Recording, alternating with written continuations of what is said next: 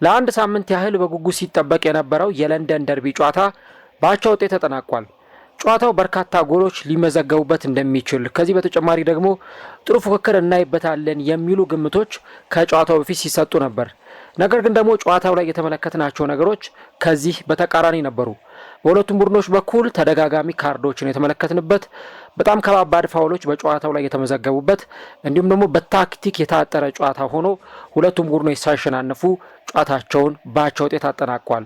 ቼልሲ ምናልባት ጨዋታውን ቢያሸንፍ ኖሮ ደረጃውን ወደ ሁለተኛ ከፍ ከማድረግም በተጨማሪ ከአርሰናል ጋር ያለውን የነጥብ ልዩነት ወደ 3 ዝቅ ማድረግ ይችል ነበር። በአንጻሩ ደግሞ አርሰናል ይህንን ጨዋታ ቢያሸንፍ ከማንቸስተር ሲቲም ከቼልሲም ጋር ያለውን የነጥብ ልዩነት በደንብ ማስፋት የሚችልበትን አጋጣሚ ያገኝ ነበር። ነገር ግን ሁለቱም ክለቦች በዚህ ረገድ አልተሳካላቸውም ማለት ይቻላል። ጨዋታው 1-1 በሆነ አቻ ውጤት ተጠናቋል። ጨዋታው እንዴት ነበር? ከዚህ በተጨማሪ ደግሞ በጨዋታው ላይ የተመለከትናቸው አንኳር ክስተቶችስ ምንድናቸው? አርሰናል ተጫዋች በቀይ ካርድ ከወጣ በኋላ የበላይነት ይወስዳል ተብሎ ቢጠበቅም ነገር ግን ያንን አድቫንቴጅ ሊጠቀምበት አልቻለም። በአርሰናል ተጫዋቾች በኩል የተመለከትነው መዳከም ነው ወይስ ደግሞ አርቴታ በደንብ ሆነ ብሎ አስበውበት በሜዳ ላይ የተገበረው ታክቲክ ነው የሚለውን እናያለን። በቼልሲ በኩል ደግሞ እንግዲህ የሞይሰስ ካይሴዶን ቀይ ካርድ ተመልክተናል።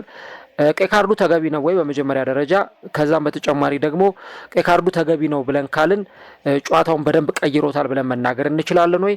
እነዚህን ጉዳዮች እስከ ቪዲዮ መጨረሻ ድረስ ከኛ ጋር አብራችሁ ከቆያችሁ ወደ እናንተ የምናደርስ ይሆናል። ሰላም ጤና ይስጥልን። የተወደዳችሁና የተከበራችሁ ውድ ቻናላችን ተከታታዮች እንዴት ናችሁልን? እግዚአብሔር ይመስገን እኔ በጣም ደህና ነኝ። የምትገኙት አራዳ ሜዳ ኦፊሻል ዩቲዩብ ገጻችን ላይ ነው። ለቻናሉ አዲስ ከሆናችሁ የዩቲዩብ ገጹን ሰብስክራይብ በማድረግና የደወል ምልክቷን በመጫን የቻናላችን ቤተሰቦች እንድትሆኑ የአክብሮት ግብዣችን ነው። ቪዲዮውን ስትጀምሩ ደግሞ ላይክ ማድረጋችሁን አትርሱ። ዩቲዩብ የእናንተን በብዛት ላይክ ማድረግ ከተመለከተ በኋላ ፕሮግራሙ ለሌሎች እግር ኳስ ተመልካቾች ሼር ያደርግልናል፣ ሪኮመንድ ያደርግልናል ማለት ነው።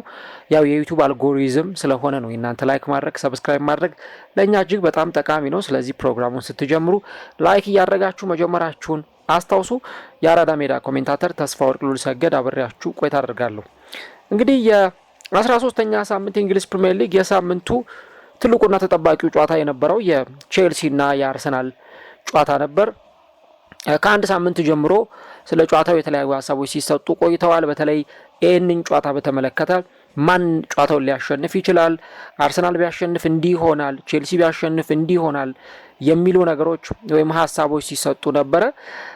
በጣም ጨዋታው በጉጉት እንዲጠበቅ ያደረጉትም ብዙ ነገሮች ነበሩ። ከዚህ ቀደም እንዳነሳ ነው በመሀል ሜዳው ላይ የሞይሰስ ካይሴዶና እንዲሁ ደግሞ የዴክላን ራይስ ባትል አንደኛው ጨዋታ በጉጉት እንዲጠበቅ ካደረጉት ምክንያቶች መካከል አንዱ የሁለት ተጫዋቾች ንጽጽር ነበር።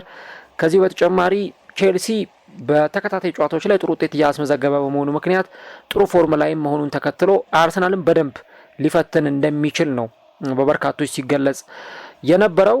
ጨዋታው ላይ ግን መሸናነፍ ሳንመለከትበት ነው ይህ ጨዋታ ሊቋጭ የቻለው። እንግዲህ በሁለቱ ቡድኖች በኩል የተለዩ አሰላለፎችን የተመለከትንባቸው ሂደቶች ነበሩ። ለምሳሌ በቼልሲ በኩል እንዳየነው ሮበርት ሳንቼዝ በግብ ጠባቂነት ጀምሯል። ኩኩሬያና ማሎ ጉስቶ በሁለቱ ፍላንኮች በኩል ነበሩ። እንዲሁ ደግሞ ቴርቮ ቻሎባና ዌስሌ ፎፋና በሴንተር ባክ ቦታ ላይ የተሰለፉ ተጫዋቾች ሆነዋል። ሬሲ ጀምስ በዚህ ጨዋታ ላይ የጨዋታው ኮከብ የሚያስብለውን ፐርፎርማንስ ያሳየው ተጫዋች እንደዚሁ ከሞይሰስ ካይሴዶ ጋር ተጣምሮ ተጫውቷል። ኤስቴቫኦ እንደዚሁ በዚህ ጨዋታ ላይ በተለይም በመጀመሪያው አጋማሽ ጥሩ ተጽዕኖ ፈጣሪነቱን የተመለከትነው ተጫዋች ነበር። ፔድሮ ኔቶ እንደዚሁ በቼልሲ በኩል በቋሚነት ጀምሯል። ከዚህም በተጨማሪ ደግሞ ፔድሮ ኔቶና ኤንዞ ፈርናንዴዝ ከፊት ለፊታቸው ዦ ፔድሮን አድርገው ተሰልፈዋል። ኮል ፓልመር ለ13 ጨዋታዎች ያክል በጉዳት ምክንያት ከራቀ በኋላ ነበር ዛሬ ወደ ሜዳ የተመለሰው። ነገር ግን ተቀይሮም አልገባም። ስለዚህ 14 ጨዋታዎች ተጫዋቹ አምልጠውታል ማለት ነው። በአንጻሩ በአርሰናል በኩል ሌላ ጉዳት የሰማንበት ምሽት ነበረ። ትላንትና እንግዲህ ልምምድ ላይ አንኮንፈርተብል የሆነ ነገር አጋጥሞታል ሲል ነው የተናገረው አርቴታ። በዚህ ምክንያት ዊሊያም ሳሊባ ከስብስቡ ውጪ ነበር። በዚህም መሰረት እንግዲህ ፔሮ ሂንካፔና ክሪስቲያን ሞስኩዌራ ከጀርባቸው ዳቪድ ራያን አሰልፈው በግራና በቀኝ ደግሞ እንደዚሁ ሪካርዶ ካላፊዮሪ እና ጁሪየን ቲምበር የጀመሩበት ጨዋታ ነበር። እንግዲህ በአርሰናል በ162 አካባቢ ጨዋታዎች ለሁለተኛ ጊዜ ነው ከሁለት አንዳቸው ሜዳ ላይ ሳይገቡ የተመለከት ነው። ወይ ማጋሌሽ ወይም ሳሊባ ሜዳ ላይ ሳይገቡ የተመለከት ነው እና እነዚህ ወጣት ተከላካዮች ላይ ብዙ ሸክም ነበር የወደቀባቸው ሂንካፔ እና ሞስኩዌራ ላይ። ምክንያቱም እዚህ ቦታ ላይ ለአመታት በጣም ጥሩ ጥምረት የነበራቸው ሞስኩዌራን የሳሊባና የማጋሌሽን ጥምረት ስንመለከት ነበር። ስለዚህ በዚህ ቦታ ላይ ከሁለት አንዳቸው በሌሉበት ወይም ሁለቱም በሌሉበት አርሰናል ጨዋታውን ለማከናወን ሲገደድ እነዚህ ሁለት ተጫዋቾች ይህንን ኃላፊነት የመወጣት ኃላፊነት ነበረባቸው ማለት ነው። አንድ የሚገባኝ ነገር አርሰናል በተለይ ስኳድ ዴፕዙ በጣም ጥሩ በመሆኑ ምክንያት አሁን በፊት እንደነበሩት አይነት ጭንቀቶች አይኖሩም። በፊት በጣም ትልልቅ ጨዋታዎች ላይ ኢቭን ወሳኝ ተጫዋቾቻቸውን በማጣት ምክንያት እነማንን እናሰልፋለን የሚሉ ጭንቀቶች ነበሩ። አሁን ግን ሳሊባን ባይኖር ማጋሌሽን ባይኖር ያለ ጭንቀት እነዚህ ተጫዋቾች በአርሰናል ስብስብ ውስጥ ጥሩ ተከላካዮች አሉ። እነሱ ሜዳ ላይ እየገቡ ፐርፎርም ማድረግ ይችላሉ። ለአርሰናል አሁን ጥሩ ነገር እሱ ነው። ምሽቱም ላይ ጥሩ እንቅስቃሴ አሳይተዋል ማለት ይቻላል። ማርቲን ዙቢሜንዲ እንዲሁ ደግሞ ዴክላን ራይስ፣ ኤበሬቺ ኤዜ መሃል ሜዳውን እንግዲህ የመሩት ተጫዋቾች ናቸው። ማርቲኔሊ፣ ቡካዮ ሳካ እና ሜሪኖ በቋሚ 11 ውስጥ የተካተቱ ተጫዋቾች ሆነዋል። በአንጻሩ በአርሰናል በኩል ጋብሪኤል ሄሱስ ከ11 ወራት ጉዳት በኋላ እንዲሁ ደግሞ ከዚህም በተጨማሪ የፊት መስመር ተጫዋቹ ቪክተር ዮኬሬስ ከሳምንታት ጉዳት መልስ ወደ አርሰናል ስብስብ በመምጣት ተጠባባቂ ወንበር ላይ የተቀመጡ ተጫዋቾች በመሆናቸው ይሄ የሳሊባ ጉዳት እንዳለም ቢሆን ለአርሰናል ደጋፊዎች ጥሩ ዜና ነበር ማለት ይቻላል። እንግዲህ ጨዋታው እንደተጀመረ ከጨዋታው የመጀመሪያው ደቂቃ አንስቶ ተደጋጋሚ ጥፋቶችና ፋውሎችን እናይ ነበር። በተለይ የመሃል ሜዳውን ባትል የመሃል ሜዳውን ፍልሚያ ላለመሸነፍ በሚመስል መልኩ በሁለቱም ክለቦች በኩል የተመለከትናቸው እንቅስቃሴዎች እጅግ በጣም የሚያስገርሙ ነበሩ። እዚህ ጨዋታ ላይ አንድ በግልጽ ያየነው ነገር በጣም ብዙ ፋውሎች የበዙበት ጨዋታ ነበር። እንደውም ከጨዋታው መጀመር አስቀድሞ ባልደረባዬ ቢኒ ጋር በነበረን የቀጥታ ስርጭት ፕሮግራም ላይ ቢኒም ሲያነሳ እንደነበረው ጨዋታው ላይ የሆነ ቀይ ካርድ የሚኖር ይመስለኛል የሚል ሀሳብ ሲሰጥ ነበር እና ጨዋታው ያስታውቅ ነበር። እንግዲህ ገና በሁለተኛው ደቂቃ ላይ ነው ኩኩሬያ ሳካ ላይ በሰራው ጥፋት ምክንያት በቼልሲ በኩል የመጀመሪያው ጥፋትን እንኳን የተመለከተ ነው። በኋላ ዙቢሜንዲ ጥፋት ሰራና እሱም ቢጫ ካርድ ተመለከተ። በ10ኛው ደቂቃ ላይ ቡካዮ ሳካ እንደዚሁ በድጋሚ በኩኩሬያ ጥፋት ተሰርቶበት ኩኩሬያ ቢጫ ካርድ የተመለከተ ተጫዋች ሆኗል ማለት ነው እና እያንዳንዱ ደቂቃ ላይ ያለውን የላይፍ ታይም ላይ ነው የተመለከቱት ተጫዋቾች ቢጫ ካርድ የተመለከቱበት ፋውሎች የሰሩበት ነው እንጂ ያን ያህል በጣም ፉክክር የነበረው ጨዋታ አልነበረም። እንደውም አንቶኒ ቴይለር ለቢጫ ካርድ ለማውጣት የሚሰሱቱ ዳኛ አልነበሩም። በእያንዳንዱ ጥፋት ላይ ፊሽካ እየነፉ ቢጫ ካርድ ለተጫዋቾች ሲያሳዩ እንደነበር ተመልክተናል። የአርሰናል የመጀመሪያው ሙከራ እንግዲህ የተሞከረው በቡካዮ ሳካ አማካኝነት ነበር።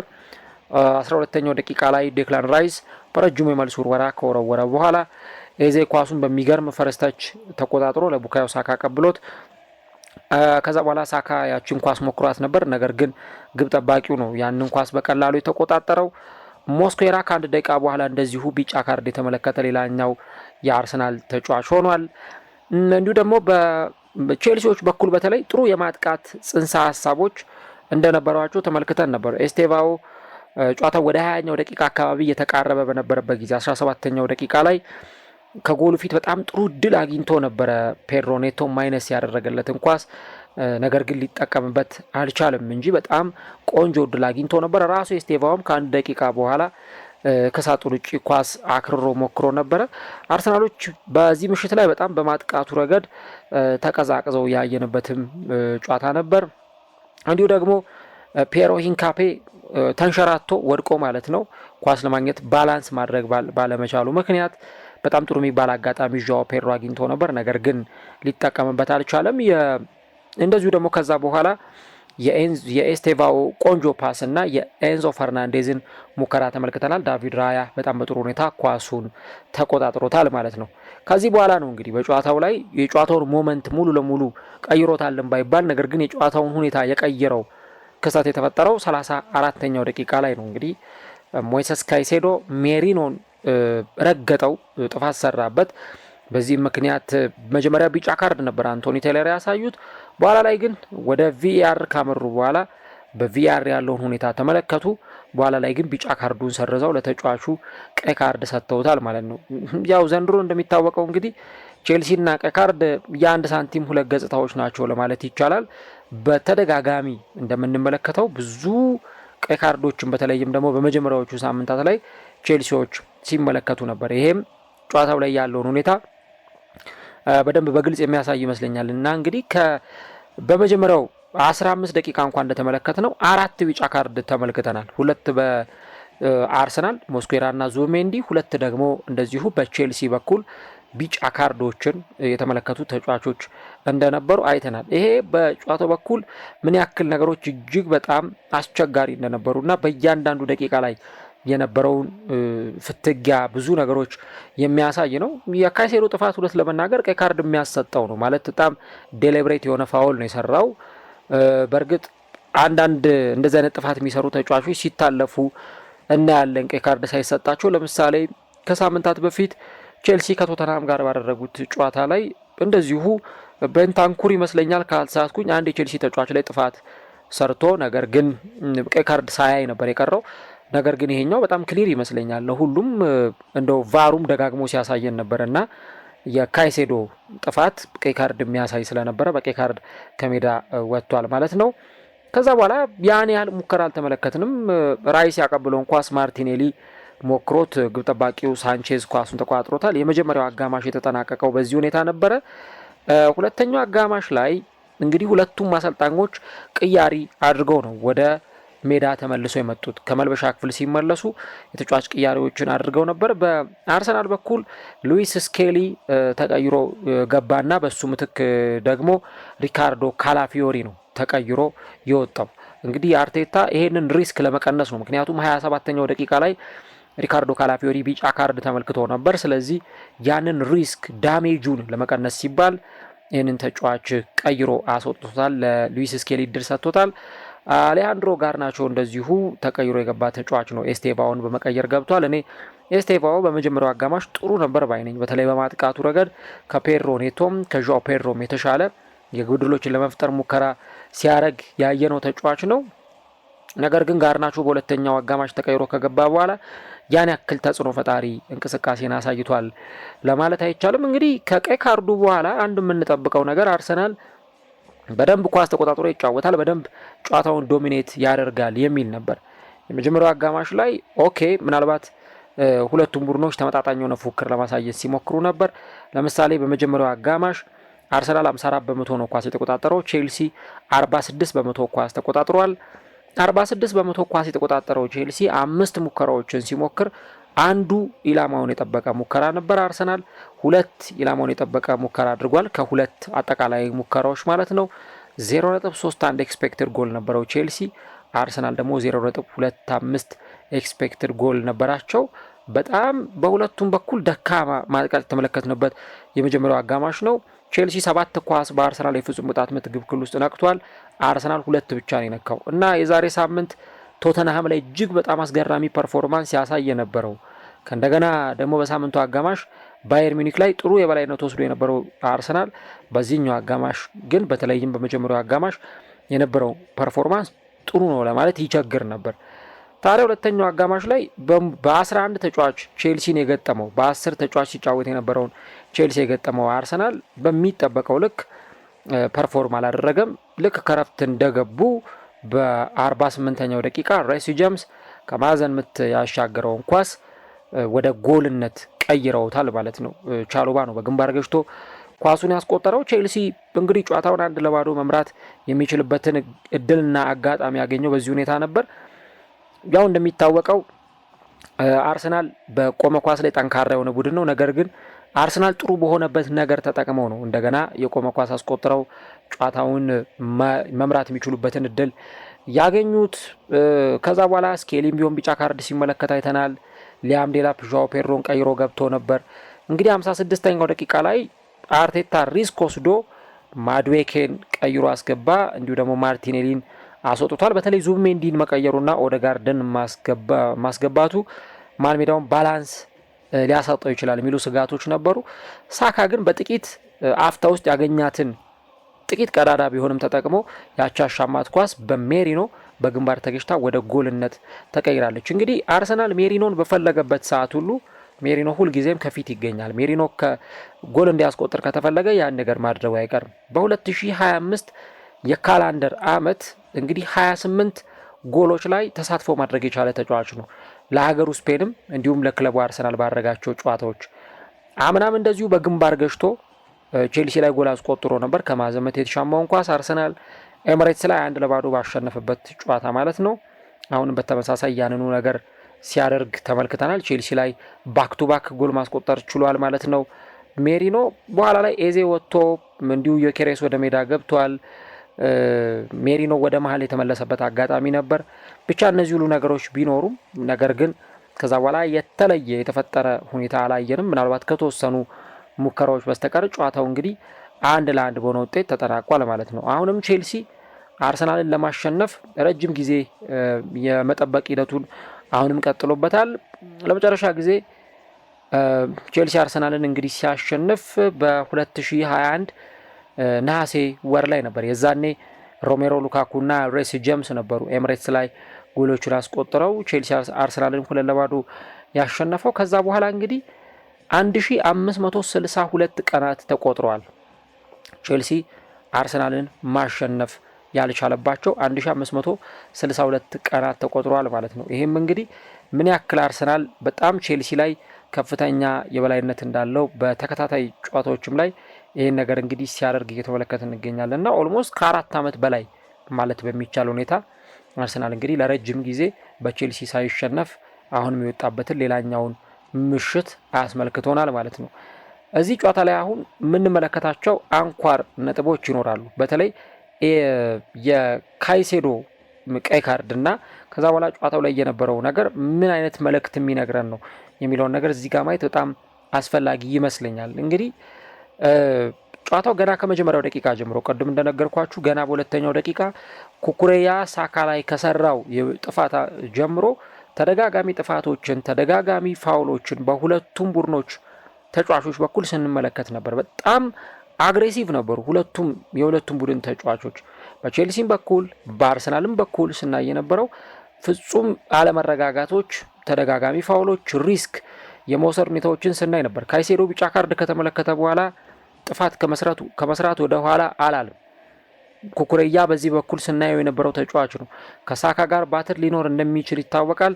ያንን ነገር ነው ሲያደርግ የነበረው። ካላፊዮሪ ቢጫ ካርድ ካየ በኋላ አርቴታ ከመልበሻ ክፍል ሲመለስ ተጫዋቹን ይዞት አልተመለሰም፣ በስኬሊ ቀይሮታል። ግን ተቀይሮ የገባው ስኬሊም ቢጫ ካርድ አይቷል። ይሄ ምን ያክል በጣም ፊዚካል ባትል ጨዋታው እንደነበረው በእያንዳንዱ የጨዋታ ክፍለ ጊዜ ላይ ሁለቱም ተጫዋቾች ከፍተኛ ባትል ሲያደርጉ እንደነበር ታክል የሚወርዱ ዋን ቱ ዋን በሚኖሩ ባትሎች ላይ ላለመሸነፍ የሚደረጉ ጥረቶችን ስናይ ነበር እና ይሄኛው አጫዋት ደግሞ ለሁለቱም ቡድኖች እጅግ በጣም አስቸጋሪ ነበር ልንል እንችላለን። እንግዲህ በመጀመሪያው አጋማሽ 9 ቢጫ ካርዶችን ተመልክተናል። 5 በቼልሲ 4 ደግሞ እንደዚሁ በአርሰናል በኩል ካርዶችን ተመልክተናል ማለት ነው እና የካይሴዶን ቀይ ካርድ የተመዘገበው በመጀመሪያው አጋማሽ ነው። ስለዚህ እያንዳንዶቹ ደቂቃዎች ላይ የነበረው ሁኔታ እጅግ በጣም አስቸጋሪ ነበር። እኔ እንደውም እጠብቅ የነበረው አርሰናል ቢያንስ ከቀይ ካርዱ በኋላ በደንብ በቃ ኳሱን ተቆጣጥሮ ጨዋታውን ዶሚኔት አድርጎ ይወጣል የሚል ግምት ነበረኝ። ግን ከዛም ግምት ተቃራኒ በሆነ ሁኔታ አርሰናሎች ምንም ከቀይ ካርዱም ከካይሴዶ መውጣት በኋላ ቢሆን ያን ያክል የፈጠሩት ተጽዕኖ ፈጣሪነት ወይም ልዩነት አልነበረም። ተጫዋቾችን ቀይረው አስገብተዋል። ማጥቃት የሚችሉ ተጫዋቾች ሜዳ ውስጥ በብዛት ነበሩ። ግን እንደውም ቼልሲ ምናልባት ቀይ ካርድ ከወጣበት በኋላ በጣም ያጠቃ ነበር። በሙከራ ረገድ ካያችሁት ቼልሲ ይበልጣል። ለምሳሌ አርሰናል 62 በመቶ ኳስ ተቆጣጥሮ ቼልሲ 38 በመቶ ነው ኳስ የተቆጣጠረው።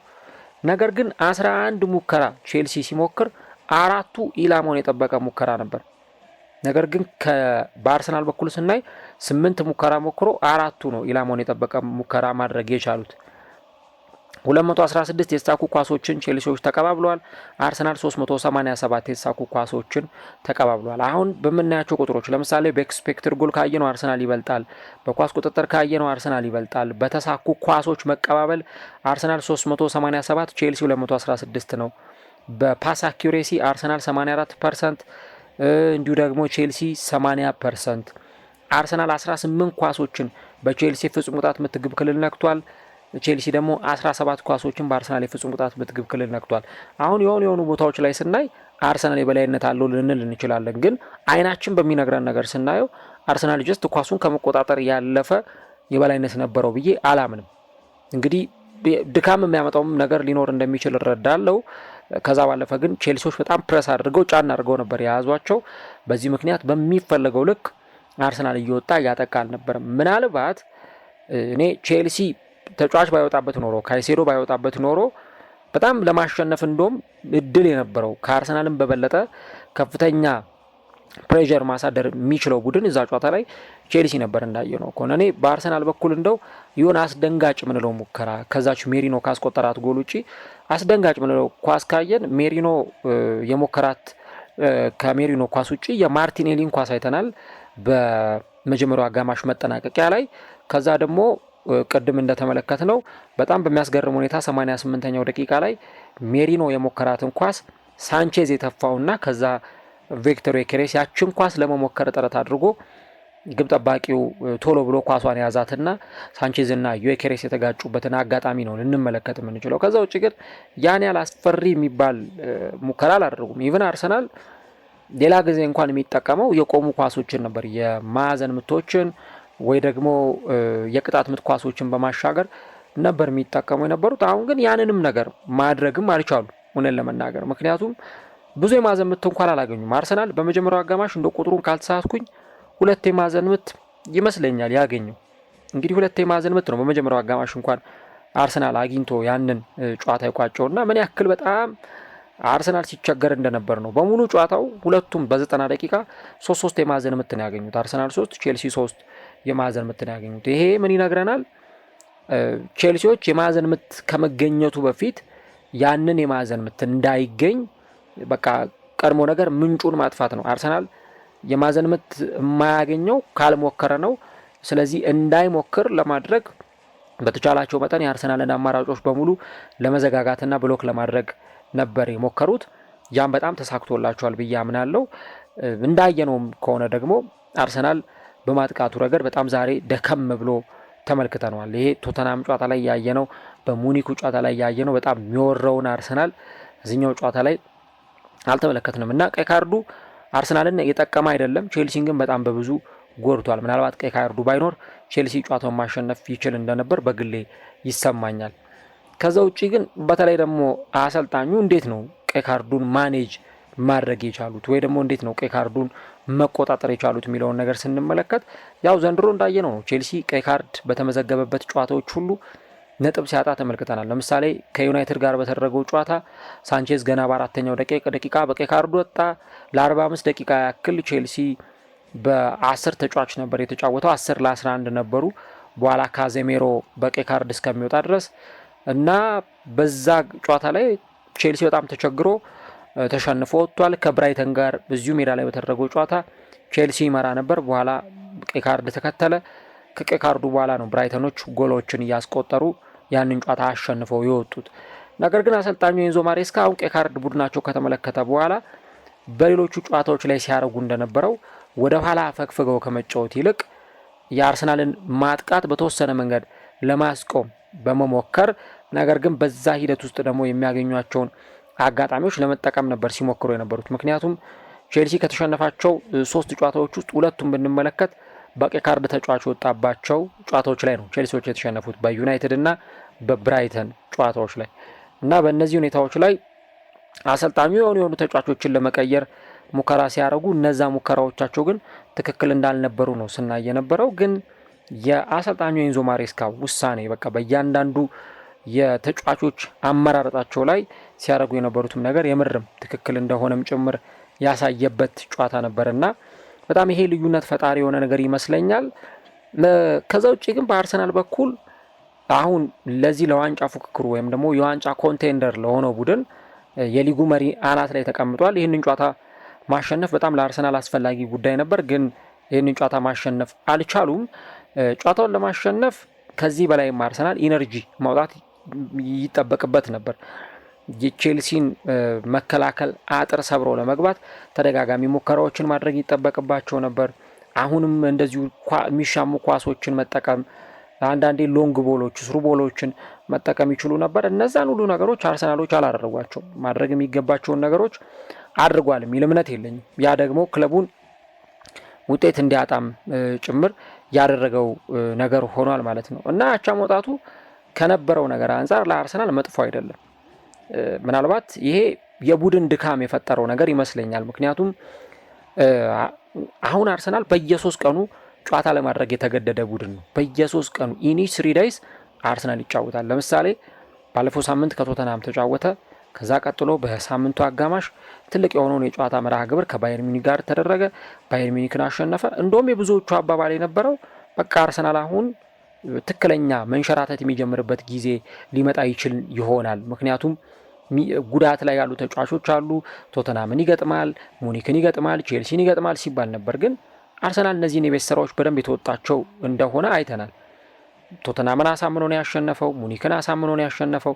በዚህ ጨዋታ ላይ ድካም ቢኖር እንደው ኮምፕሮማይዝ የሚደረግም ነገር ነው እና አርሰናል እዚህ ጨዋታ ላይ በተለይ ዲፊትን አቮይድ ማድረጉ መድፈኞቹ በቼልሲዎች ከነበረው ፕሬዠር አንጻር ጨዋታው ከነበረው አካላዊ ፍልሚያ ከአካላዊ ባትል በጣም አእምሮንም አካልንም ከሚፈትነው ጨዋታ አንጻር መድፈኞቹ በዚህ ጨዋታ ላይ 1 ነጥብ ይዞ መውጣታቸው በጣም ጥሩ ነው። መጥፎ ውጤት ወይም የሚያስከፋ ውጤት ነው ብዬ አላምንም። በተለይ አርሰናል በሜዳው ላይ ከነበረው እንቅስቃሴ አንጻር እንግዲህ ከዛ በኋላ ደግሞ አሁን በሳምንቱ አጋማሽ ሮብ ዕለት ብሬንትፎርድን በሜዳቸው ያስተናግዳሉ።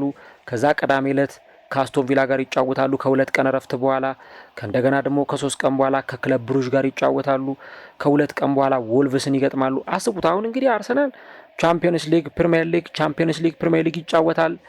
ከነዚህ ጨዋታዎች ደግሞ በኋላ ወልቭስንና እንዲሁ ኤቨርተንን ገጥሞ ክሪስታል ፓላስን በካራቦ ካፕ ይገጥማል። ብራይተንን፣ አስቶን ቪላን የሚገጥም ቡድን ነው። ስለዚህ የሆኑ ጨዋታዎች ላይ ምርጡን አርሰናል ላናይ እንችላለን። በቃ የሆነ ድካም ሊኖር ይችላል፣ መዳከም ልንመለከት እንችላለን። ተጫዋቾች ፉሊ ኢነርጂያቸውን አውጥቶ ላይ ይጫወቱ ይችላሉ። ምክንያቱም ዋንጫ በተለይ ለማንሳት ለሚጫወት ቡድን አንዱ ትልቁ ፈተና የመሀል ሲዝኑ አጋማሽ ላይ የሚመጡ ድካሞችን እንዴት ማኔጅ ማድረግ ይቻላል ነው። ለምሳሌ አርሰናል 4ኛው ሳምንት ላይ ወይ 5ኛው ሳምንት ላይ ሲጫወት የነበረውና 13ኛው ወይ 15ኛው ሳምንት ላይ የሚጫወትበትን ፐርፎርማንስ 20ኛው ሳምንት ላይ የሚጫወትበት ፐርፎርማንስ አንድ ላይ ሆን ይችላል እና የሻምፒዮን ቡድኖች ደግሞ አንዱ ትልቁ ፈተና የሚሆነው እንደዚህ ጥሩ ባልሆኑበትም ጨዋታ በጣም ሰውነታቸውም አእምሯቸውም በድካም በዛለበት ጨዋታዎች ላይ ቢቻል እንደው አሸንፈው መውጣት 3 ነጥብ ይዞ መውጣት፣ ካልቻሉ ግን 1 ነጥብ ደግሞ ይዞ መውጣት ቢያንስ የእንደዚህ አይነት የዋንጫ ቡድኖች ጥሩ የተፎካካሪነት ሜንታሊቲ እንደሆነ ይሰማኛል። እና እንግዲህ ጨዋታው ላይ መድፈኞቹ እንዲህ ነበር ፐርፎርም ያደረጉት እና ደግሞ 1 ነጥብ ይዞ መውጣታቸው ለአርሰናል ደጋፊዎች እንደ መጥፎ ይታያል ብዬ አላስብም።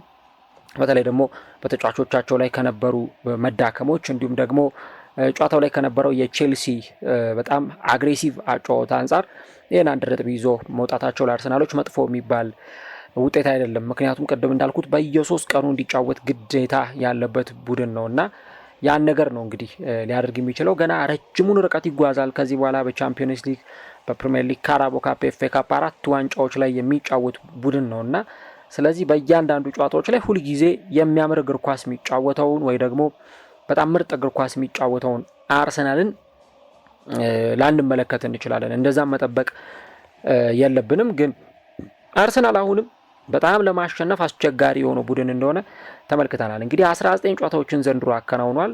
በፕሪሚየር ሊግ 13፣ በቻምፒዮንስ ሊግ 5 እንዲሁ ደግሞ ከዚህ በተጨማሪ በካራቦ ካፕ የሚያደርጋቸው ጨዋታዎች አሉ። በእነዚህ ባረጋቸው ጨዋታዎች ላይ ግን አርሰናል እስካሁን ድረስ አንድ ሽንፈት ብቻ ነው ያጋጠመው ከሊቨርፑል ጋር በተደረገው ጨዋታ። ከዛ ውጪ ከሰንደርላንድ፣ ከማንቸስተር ሲቲ እና አሁን ደግሞ ከቼልሲ ጋር አቻ ተለያይቷል። የተቀሩትን ጨዋታዎች ግን አሸንፏል። ኦልሞስት 19-20 ጨዋታዎችን አርሰናል አከናውኗል እና ምን ያክል በጣም ለመሸነፍ የማይችል ቡድን እንደሆነ ወይ ደግሞ በጣም ለሽንፈት የራቀ ቡድን እንደሆነ አርሰናል አሳይቶናል። እንግዲህ ለመጨረሻ ጊዜ መድፈኞቹ የተሸነፉት በሊቨርፑል ነው፣ በነሐሴ ወር ማለት ነው። ከዛ በኋላ ግን በመስከረም ወር አልተሸነፉም፣ በጥቅምት ወር አልተሸነፉም። ህዳር ወርንም እንግዲህ ሳይሸነፉ ቋጭተውታል ማለት ነው እና አሁን ወደ ከባዱና ወደ አጓጊው የታህሳስ ወር መጥተዋል። የቦክሲንግ ዴይ ጨዋታዎችም ወደሚደረጉበት ጊዜ እንግዲህ እዚህኛው ምሽት ላይ ምን አይነት ነገሮችን ያሳያሉ የሚለውን አብረን የምንመለከተው ነው የሚሆነው። ከዛ ውጭ ግን መጨረሻ ላይ እንደው ስለ አንድ ተጫዋች ሳናነሳ ብናልፍ ሁላችንንም ቅር ያሰኘናል ብዬ አስባለሁ። የሬሲ ጄምስ ብቃት እጅግ በጣም የሚያስገርም ነበር። እኔ ሬሲ ጄምስ ሁሌ የምገረምበት ተጫዋች ነው። እንደው ጉዳት ኬሪየሩን ባያበላሸው ወይ ደግሞ ጉዳት በየጊዜው እየመጣ ተጫዋቹን ባይፈታተነው በየጊዜው ለዚህ ክለብ በጣም አስገራሚ ፐርፎርማንስ ማሳየት የሚችል ተጫዋች እንደሆነ ይሰማኛል እና በዚህ ጨዋታ ላይ የተመለከተ ነው ያንኑ ሬሲ ጄምስ ነው። ከዚህ በፊት በጣም በጉዳት ምክንያት እየተቸገረ ለክለቡ ፐርፎርም ማድረግ በሚችለው ልክ ሜዳ ላይ እየገባ ሲጫወት አልነበረም። የክለቡ የቀኝ ተመላላሽ እንዲሆን የሚጠበቅበት ተጫዋች ነው። ግን አሁን ደግሞ አሰልጣኙ ኢንዞ ማሬስካ ካይሴዶን እንዲያግዝ በደብል ፒቮት በ6 ቁጥር ቦታ ላይ ተጫዋቹን እያጫወቱት ይገኛሉ።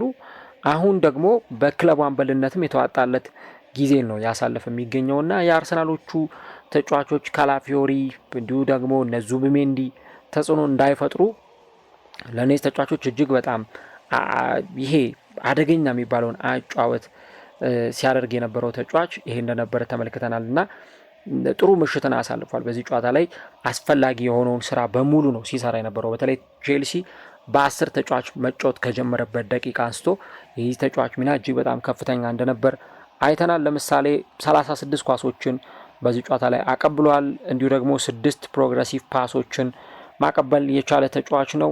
በማጥቃት ሂደቶች ላይ 4 ጊዜ ተሳትፏል። በ12 የቢልድ አፕ እንቅስቃሴዎችም ላይ ደግሞ እንደዚሁ መሳተፍ የቻለ ተጫዋች ነው።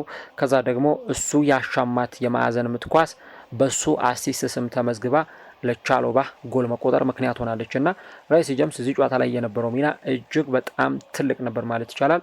ለቼልሲ ደጋፊዎች አንድ በዚህ ዓመት ጥሩ ይሆናል ብዬ የማስበው ይሄ ተጫዋች ሳይጎዳ አሁን ባለው ፐርፎርማንስ አሁን ባለው ፊትነስ ልክ የሚቀጥል ከሆነ ቼልሲ ረጅም ርቀት በጣም በውጤታማነት መጓዝ ይችላል ብዬ አምናለሁ እና ይሄንን ነገር ነው ልናነሳ የምንችለው።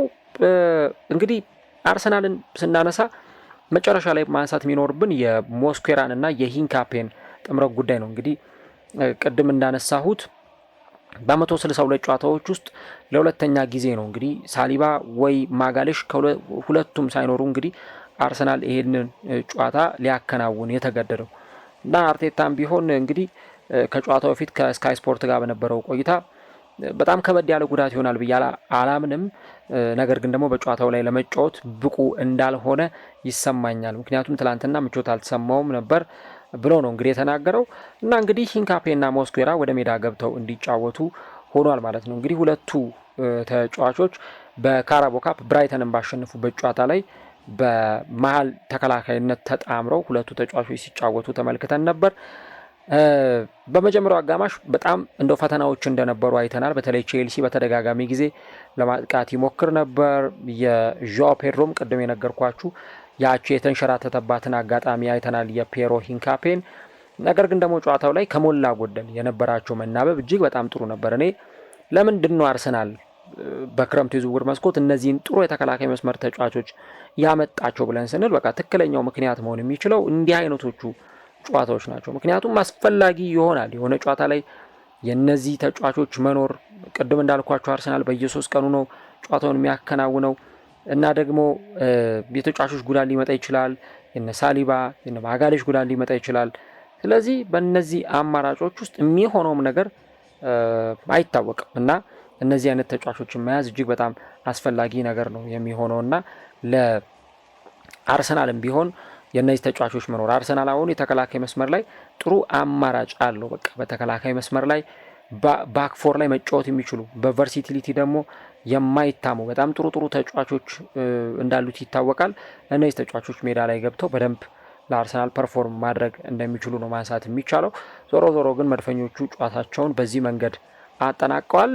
ከማንቸስተር ሲቲ በ5 እንዲሁ ደግሞ ከቼልሲ በ6 ነጥቦች አርሰናል በመራቅ አሁንም የፕሪሚየር ሊግ የደረጃ ሰንጠረዥ አናት ላይ መቀመጥ የቻለው ቡድን ነው። ለመድፈኞቹ ውጤቱ ቅድም እንዳልኩት መጥፎ የሚባል አይነት አይደለም። ከነበረው ፕሬዠር ከነበረው የደርቢ ስሜት አንጻር ጨዋታው ለሁለቱም ቡድኖች ተመጣጣኝ የሆነውን ፌር አንድ ነጥብ ተካፍለው የወጡበት የጨዋታ ምሽት ነበር ማለት ነው። ከዛ በተጨማሪ እንግዲህ አሰልጣኝ ኤንዞ ማሬስካም ከጨዋታው መጠናቀቅ በኋላ እንደተናገሩት ክለቡ ብዙ እድል እንደፈጠረ ተናግረዋል። የሆኑ የግብ ዕድሎችን ክሬት ሲያደርግ እንደነበር ማለት ነው እና ምን አይነት ተፎካካሪ ቡድን እንደሆንን ያሳየንበት የጨዋታ ምሽት ነበር በማለት ነው እኛ አሰልጣኝ የተናገሩት። ከዛ ውጭ ግን እንግዲህ አርቴታም ቢሆን አዳዲስ የተከላካይ መስመር ተጫዋቾችን አጣምሮ በመግባቱ ምክንያት ለክለቡ ትንሽ ከባድ ነገር እንደነበር ነው የተናገረው። ነገር ግን ደግሞ ከዚህም በተጨማሪ በውጤቱ እንዳልተበሳጨው ወይም ፍራስትሬሽን ውስጥ እንዳልገባ ነው የተናገረው እና የራሳችን የሆኑ መለኪያዎች አሉን ብሎ ነው እንግዲህ አስተያየቱን የሰጠው። ዞሮ ግን እንግዲህ ለሁለቱም ቡድኖች ጨዋታው ፌር በሚባል ሁኔታ 1-1 ተጠናቋል ማለት ነው። አርሰናል እንግዲህ ከ2 ቀናት እረፍት በኋላ በሜዳው ኤምሬትስ ሌላኛውን የለንደን ክለብ ብሬንትፎርድን የሚገጥም ይሆናል። ቼልሲ ደግሞ እንደዚሁ በአንጻሩ በፕሪሚየር ሊግ ሌላኛውን ወሳኝ ጨዋታቸውን ደግሞ ከሊድስ ዩናይትድ ጋር በሳምንቱ አጋማሽ ወደ ኤላንድ ሮድ አቀንተው የሚያከናውኑናል። አሁን ዋንጫው ላይ እነማን ሊፎካከሩ እንደሚችሉ በተወሰነ መንገድ እያየን ምንመጣ ይመስለኛል። እንግዲህ አሁን አርሰናል 1ኛ ደረጃ ላይ ነው የሚገኘው፣ ማንቸስተር ሲቲ 2ኛ፣ እንዲሁ ደግሞ ቼልሲ 3ኛ፣ አስተን ቪላ 4ኛ ደረጃ ላይ ተቀምጠዋል። እነዚህ 4 ቡድኖች እንግዲህ ቶፕ 4 ውስጥ የሚገኙ ናቸው። ከ1 እስከ 3 ያሉት አርሰናል፣ ሲቲ እና ቼልሲ ግን ከዚህ በኋላ በደንብ ለዋንጫ ሊፎካከሩ እንደሚችሉ መገመት ይቻላል። እስቲ እናንተም ኮሜንት ላይ የገባችሁ ሀሳቦቻችሁን አጋሩ። ጨዋታው እንዴት ነበር? ከጠበቃችሁት አንጻር እንዴት አገኛችሁት? ቼልሲ በጨዋታው ላይ የነበረው ፐርፎርማንስ፣ አርሰናልስ የነበረው ፐርፎርማንስ ማን ነበር ማሸነፍ የሚገባው? ኮሜንት ላይ የገባችሁ ሀሳቦቻችሁን ልታጋሩ ትችላላችሁ። ጨዋታው ግን በዚህ ውጤት ተጠናቋል። ከእንደገና ደግሞ እንግዲህ የ2 ቀናት ረፍት አድርገው ሁለቱም ክለቦች በሳምንቱ አጋማሽ ከሌሎች ተጋጣሚዎቻቸው ጋር በ14ኛ ሳምንት የእንግሊዝ ፕሪሚየር ሊግ ጨዋታቸውን የሚያከናውኑ ይሆናል ማለት ነው።